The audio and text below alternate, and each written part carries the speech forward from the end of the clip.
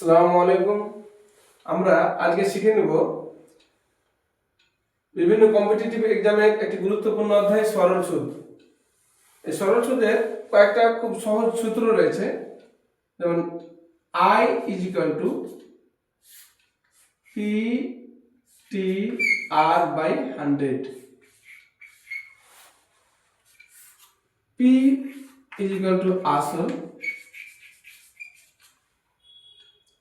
T is equal two সময়, আর সুদের হার,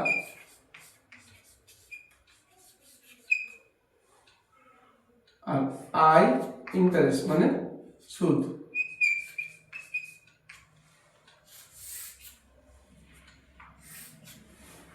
তো এখান থেকে আমরা খুব সহজভাবে আরো বের করে নিতে পারবো P is equal to I into 100 by T R. T is equal to I into 100 by P R. R is equal to I into 100 by PT. এই কটা সূত্র আমরা এখান থেকে করে নিতে পারবো।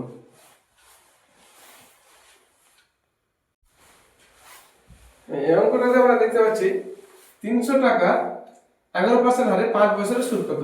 আমরা সুদ মানে কি ইন্টারেস্ট, আই সমান জানি পি টি আর বাই 100। এটা সূত্র জানি আমরা। পি মানে কত, 300 টাকা আসল পি। টি মানে টাইম 5 বছর বাই 100।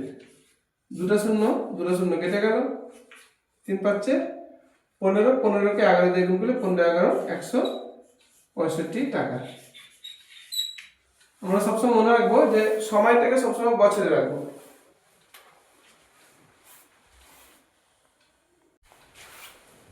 এখানে আমরা দেখতে পাচ্ছি বার্ষিক 8% হারে কত বছরে 4000 টাকার সবৃদ্ধি গুণ 5200 টাকা হবে। আমরা সূত্র এখানে কত বছর মানে কি চাইছে, সময় চাইছে, টি।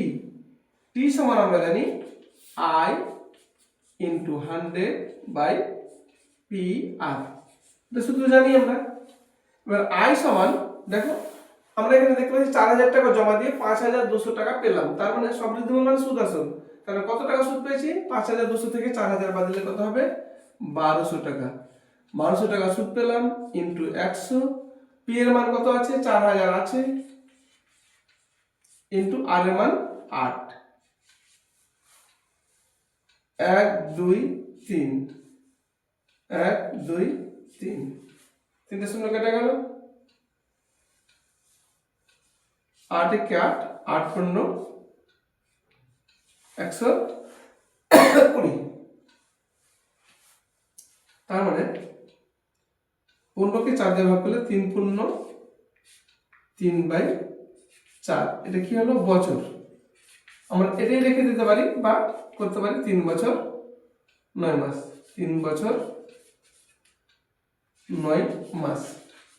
9 মাস কি করে হয়, যে 3/4 বছর। 3/4 বছরকে যদি আমরা মাস করি 12 দিয়ে গুণ,